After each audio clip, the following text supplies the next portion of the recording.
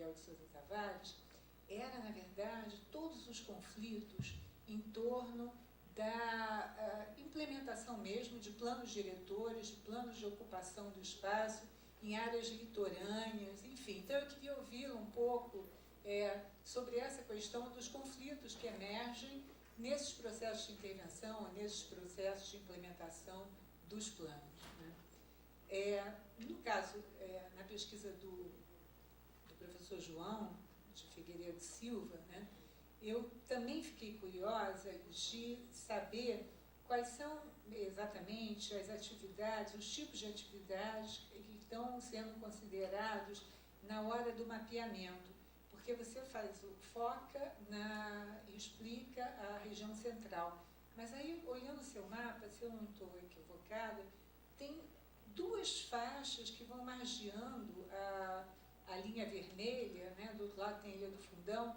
Eu fiquei me perguntando, a Maré? São os projetos de arte da Maré? Enfim, eu gostaria de saber quais são as atividades que estão ali representadas, né? E num comentário seu sobre o deslocamento das indústrias de Jacareí para o novo distrito, Jacarezinho, né? E você se perverso, mas não avançou no argumento, fiquei pensando, será, ou seja, que ficou uma população sem trabalho, sem emprego, e essa área então foi uma entrada para o tráfico, então eu gostaria de compreender um pouco mais isso. E para o professor Augusto, né, eu fui acompanhando, e na verdade, se eu bem entendi, tem a sua trajetória, né, do seu eixo analítico, mas exatamente se pudesse falar um pouco mais sobre esse conceito de arquiteturas metropolitanas, né? O que é que, de fato, você está compreendendo e usando isso como instrumento no projeto, instrumento teórico no seu projeto. Eu queria parabenizar também a mesa. Meu nome é Marcos Godoy, eu sou de Minas Gerais, estou trabalhando aqui no governo do estado e estou numa coordenação que é a dimensão territorial do planejamento, onde a gente está tentando lá implementar dentro do PPA uma visão um pouco mais territorializada das políticas. E uma coisa que eu queria perguntar para o doutor Augusto César é se talvez naquele eixo 3, onde você fala de sustentabilidades políticas, uma coisa que eu tenho sentido muita falta nas minhas andanças aqui é a questão da participação social. Assim, está começando agora uma Câmara de Gestão Metropolitana, e quando eu vejo os decretos, quando eu faço uma leitura, eu sinto muita falta da questão do peso da participação social, da participação popular, de como é que esses arranjos seriam incorporados pelo poder público para poder dar mais legitimidade e realmente conseguir responder aos anseios da população. Eu queria que você falasse um pouco mais sobre isso.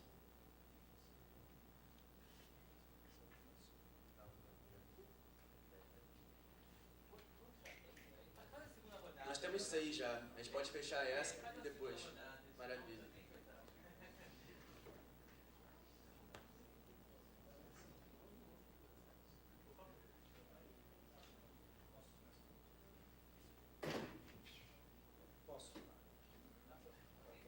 Posso começar?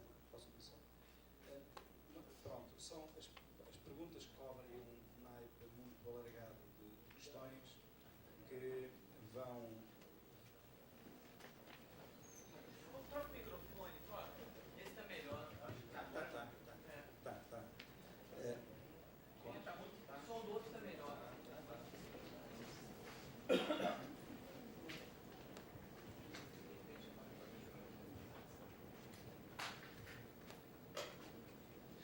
Não, as questões são amplas, diversas e cobrem quase todo o cenário, cobre toda uma agenda que nós temos.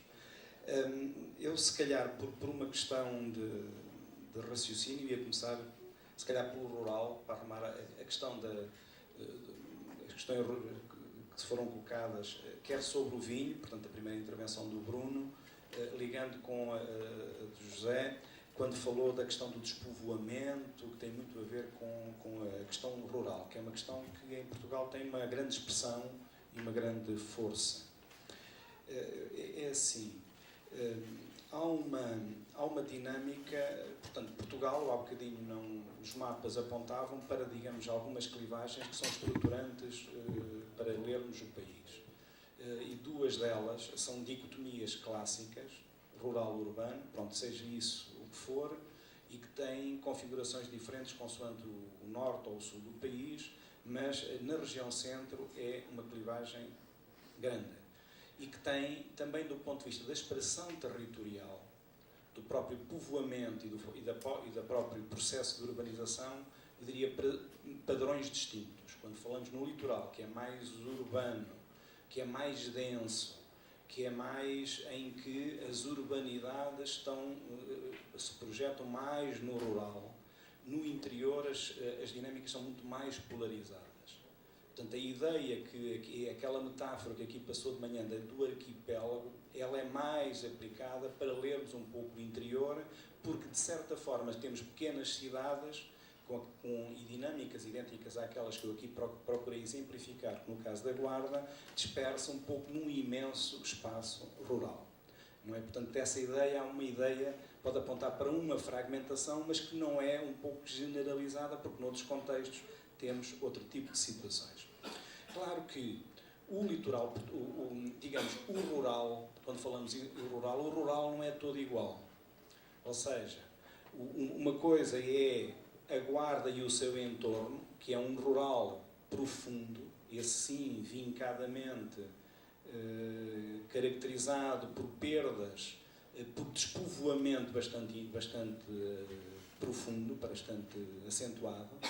O litoral tem espaços rurais onde as coisas se colocam de maneira diferente, onde as densidades são maiores e as dinâmicas são outras, e inclusivamente há aí processos ou de urbanização desse rural ou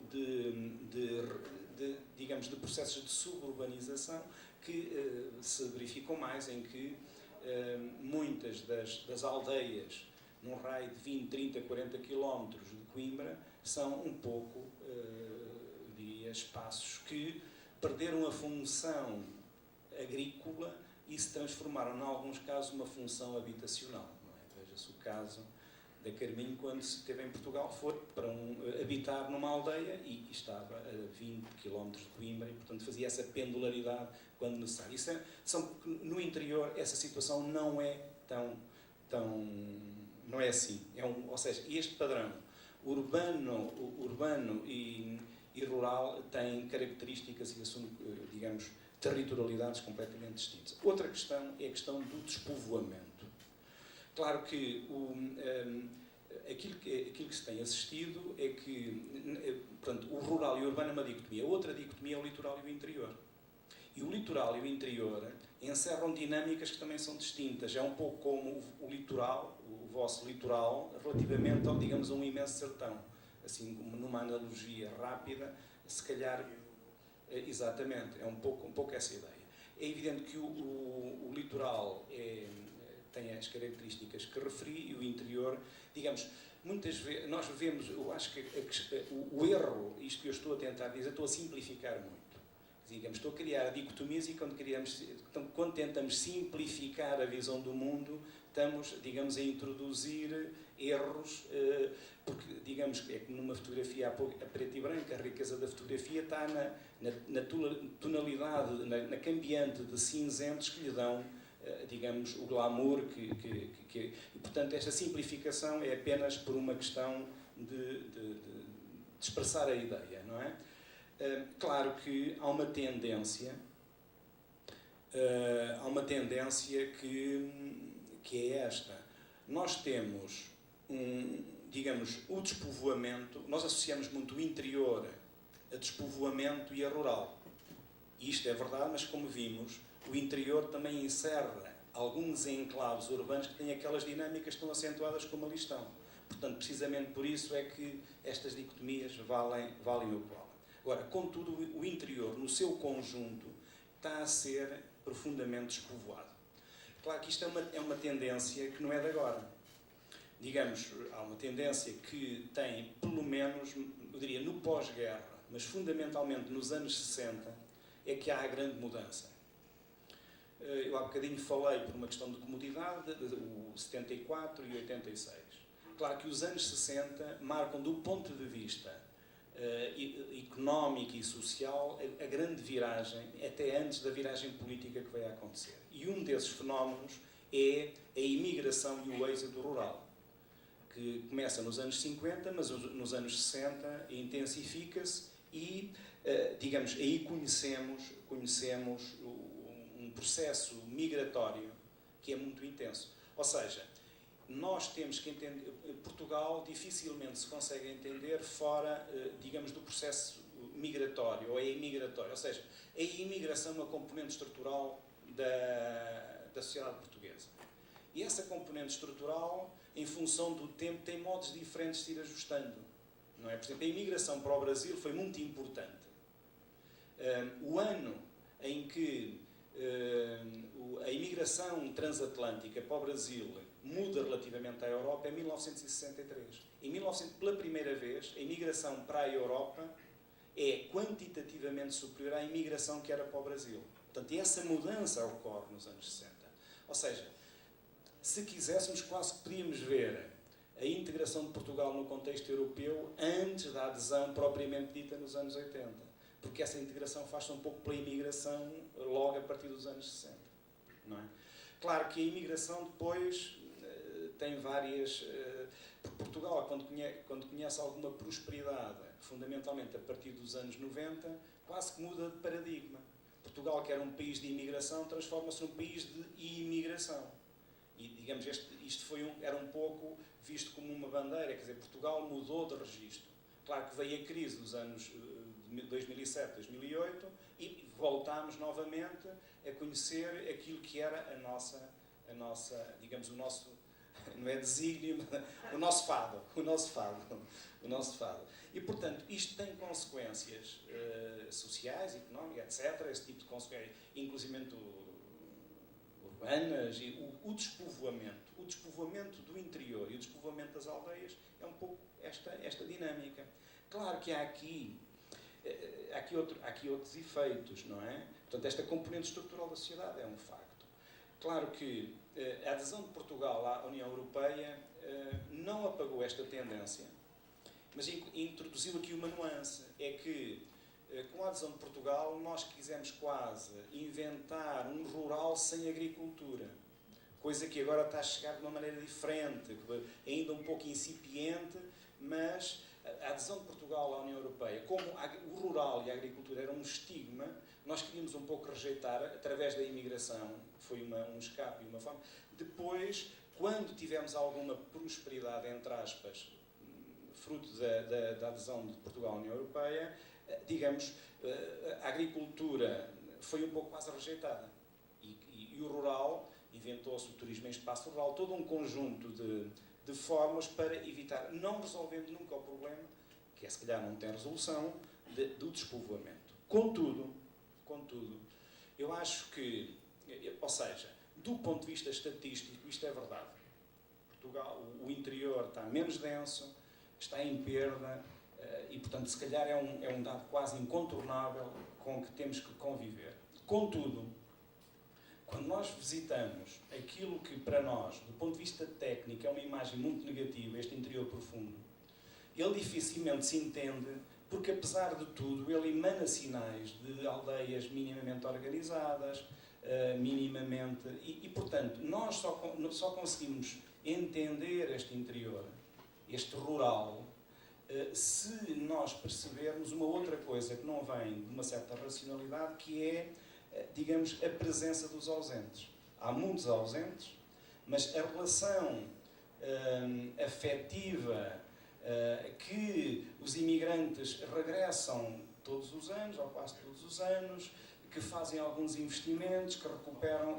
há uma memória e, portanto, esta dimensão é uma dimensão que tem que ser metida na equação para lermos aquilo que depois nós vemos na paisagem.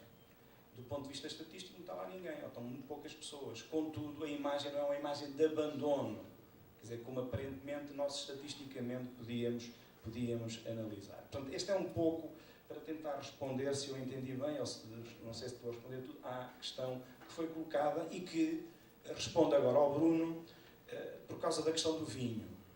É curioso, Bruno, desculpe, é curioso o seguinte, neste rural sem agricultura, não é, que veio fazendo algum caminho, neste momento há tendências para serem invertidas por algumas atividades que começam a ser, digamos, competitivas.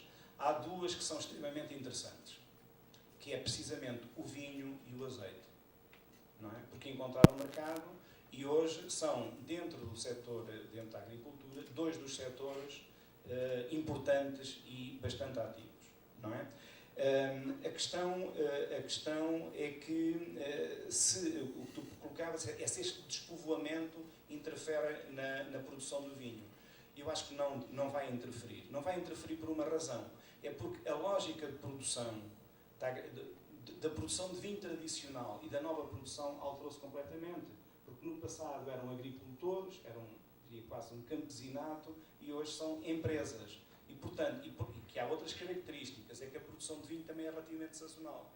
Digamos, precisa ser mantido durante todo o ano, mas com uma intensidade de força de trabalho mais baixa, até porque há depois os pesticidas, todo esse aparato tecnológico que intervém na produção.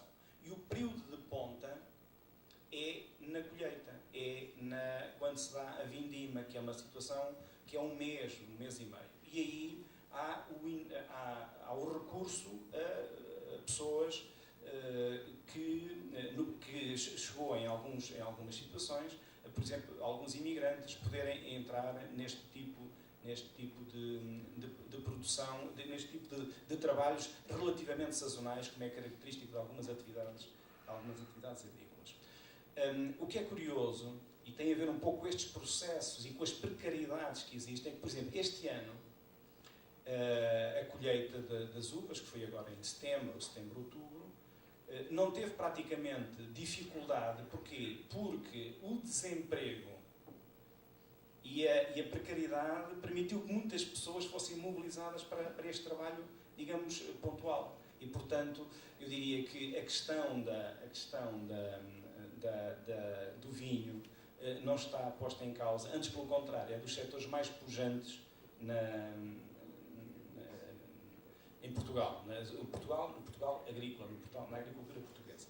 Há dois aspectos. Agora que falei no vinho e no azeite, portanto, ou seja, no olival e na vinha, há um aspecto engraçado, que a mim me interessa particularmente, que tem a ver precisamente com isto, com a evolução que o processo produtivo destas duas culturas tem e no impacto que tem na paisagem, porque são completamente distintas. Inclusive, por exemplo, nós temos uma paisagem, digamos, a primeira região demarcada do vinho é o Douro, não é? É o vinho do Porto, e que tinha um determinado técnico modo, os socalcos, com todo um processo muito em que a ação do homem e a forma como o sol foi conquistado é qualquer coisa, que foi uma das razões que levou a ser reconhecido como património da humanidade. Contudo, os novos processos técnicos estão a alterar aquela paisagem, porque inclusive a forma como está a ser plantada a vinha está a ter ligeiras alterações. Portanto, e a mesma coisa com a oliveira. A oliveira, relativamente ao olival tradicional, também está a mudar. Digamos, é um facto novo na paisagem agrícola e rural portuguesa. Portanto, isto é um pouco para tentar dar uma resposta às duas questões que foi colocada. E en passant, eu já falei na questão já agora a questão da beira-rio /orla. Para nós, a orla é mais a beira-mar, que é mais junto à questão do mar. A beira do rio é junto a... Porque quando falamos aqui em rio, no nosso caso, por exemplo, o caso de Viseu, são córregos, não é? São rios muito pequenos, não têm a dimensão que referi, que foi referida.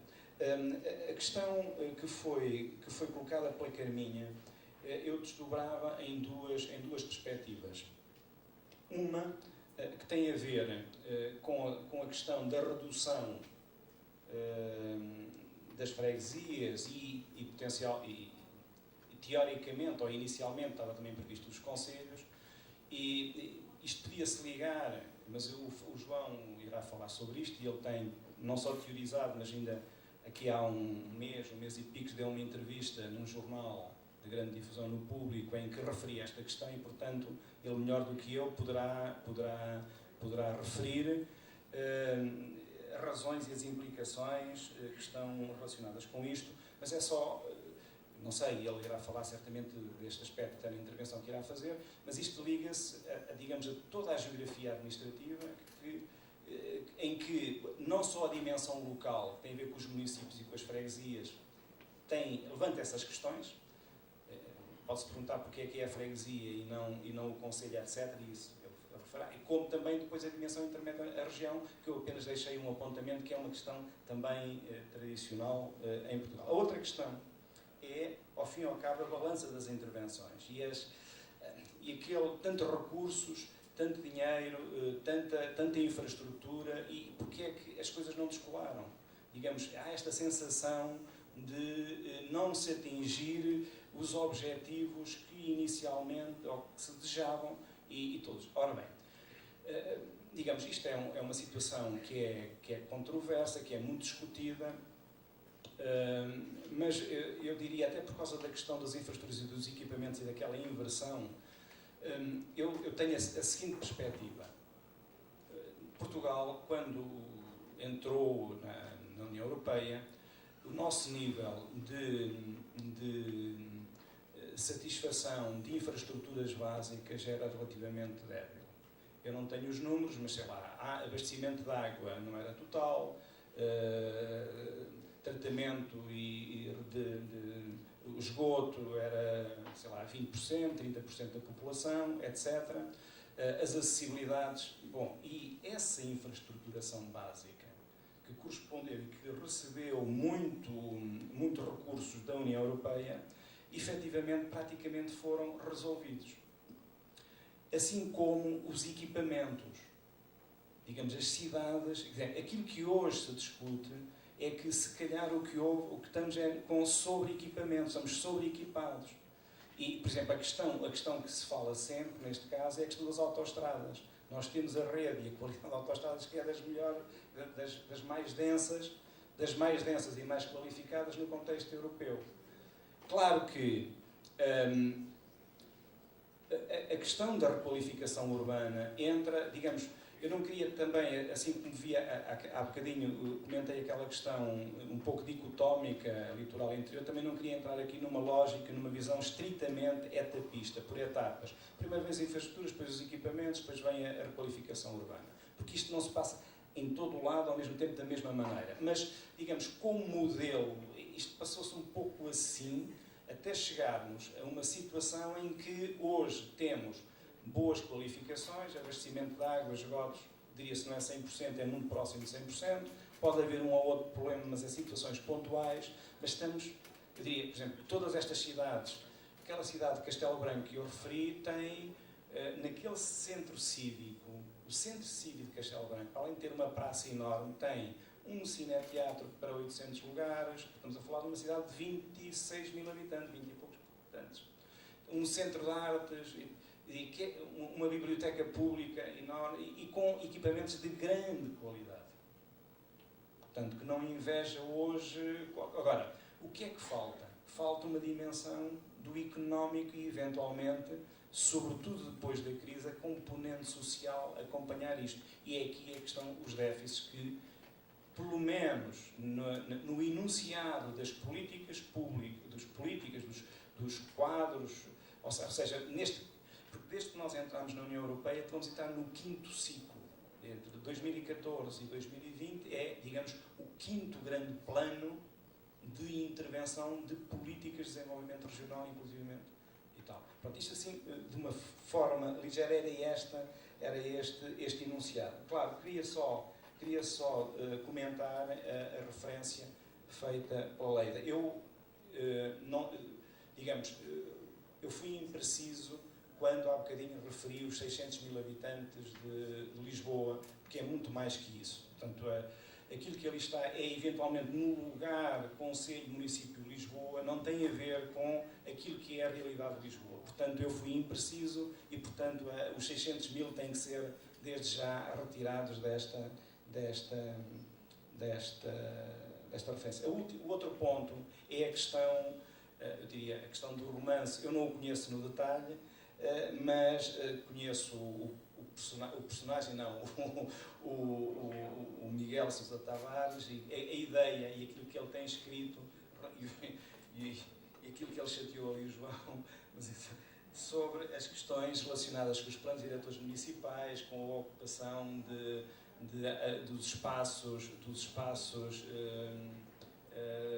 da Reserva Ecológica Nacional, da Reserva Agrícola Nacional, que são espaços que estão que deviam ser preservados, e que há uma tentativa, muitas vezes, dos presidentes de Câmara de ou serem permissivos ou ultrapassarem a lei. E muitas vezes ultrapassarem os PDMs. Isto não deixa de ser um fator de conflito e um fator que tem criado grandes problemas, porque há, efetivamente, também, por razões de corrupção ou não, que ultrapassam a lei. A lei é clara, mas há sempre uma latitude que pode ser mais ou menos ultrapassada ou violada. Uma questão relativamente diferente, ou se calhar está relacionada com isto, é de outro género, que é o facto, por exemplo, nos planos diretores municipais, eles prevêem, por exemplo, as áreas que podem vir a beneficiar de expansão urbana.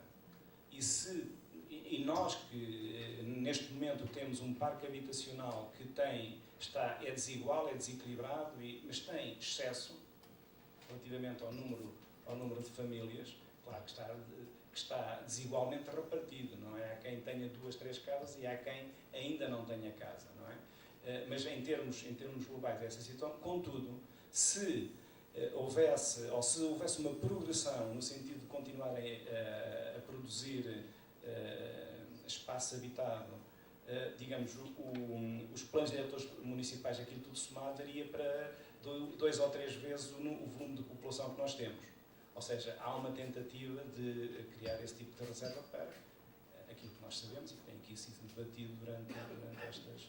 Eu não sei se toquei os pontos todos, mas já ocupei muito tempo, mas procurei dar uma passagem geral pelas perguntas feitas.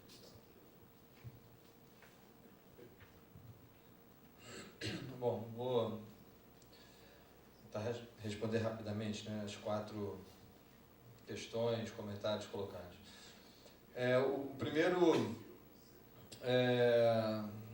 como compreender as cidades que se apoiam na criatividade, que de alguma maneira se valem, porque são atividades que necessitam do face a face, né, usando até o termo do Storper. E se isso tem a ver com a natureza dessas atividades criativas, ou se algumas atividades criativas são menos dependentes do face a face. Na verdade, as atividades criativas, elas é um conceito maior do que atividades culturais, tá? O Alan Scott, que é um outro geógrafo que eu gosto muito, tanto que ele não fala de criativos, ele fala de cultural cognitivo, né? E aí ele separa, juntando, né? Ele separa as atividades culturais e das cognitivas, mas coloca dentro de um mesmo pacote. Quando ele até fala de um capitalismo cultural cognitivo que tem promovido o ressurgimento das cidades quando ele trata dos Estados Unidos. Então, de certa maneira, essas atividades necessitam do face a face, né?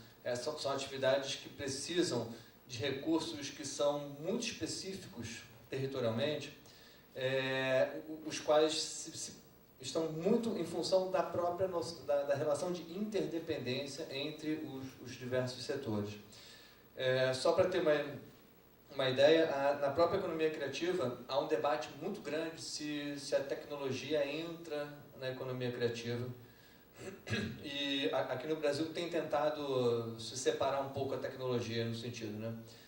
A tecnologia que é dedicada à cultura, ao entretenimento, o Ministério da Cultura reconhece. Aquela tecnologia mais industrial, o próprio Ministério do Desenvolvimento puxa para si, né? Então tem na verdade a economia criativa ela é transversal.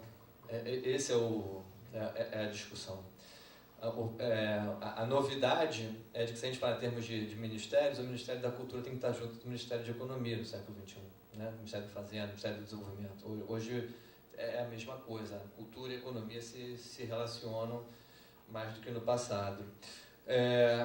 Mas é interessante porque a própria questão do Rio de Janeiro, que é o que eu estudo como principal recorte, dos últimos 18 centros de tecnologia que aportaram no Brasil, 15 vieram para o Rio de Janeiro. Isso é um número muito expressivo, né? E, claro, associado ao petróleo e ao que a gente chama de TIC, né? Tecnologia, Informação e Comunicação. E o bacana é se a gente conseguir fazer aqui no Rio de Janeiro algo que se faz muito bem em Hollywood, que é os centros de tecnologia conseguirem atuar tanto para uma tecnologia militar quanto para uma tecnologia da ficção, digamos assim.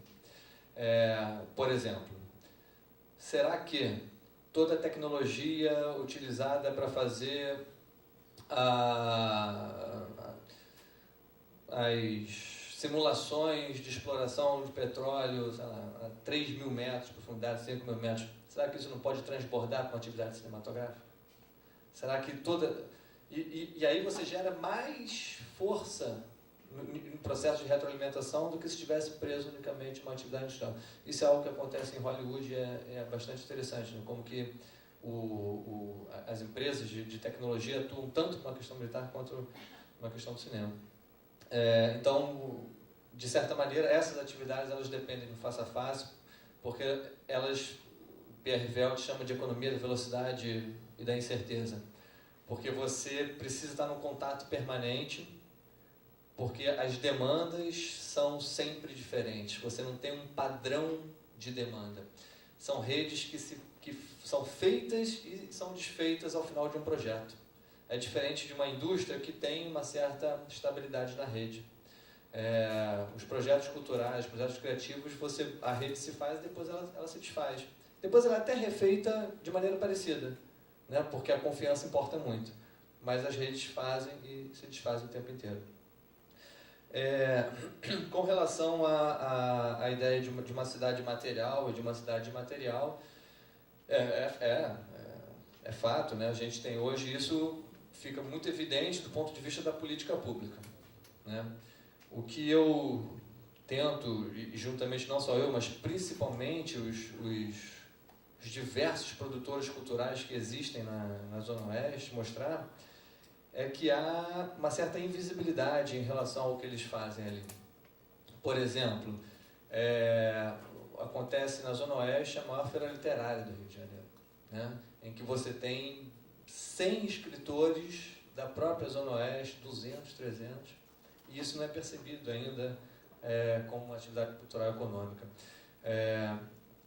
É fato que a proximidade da Zona Oeste com o porto de Itaguaí também induz o desenvolvimento industrial, né, ou reforça um desenvolvimento industrial anterior.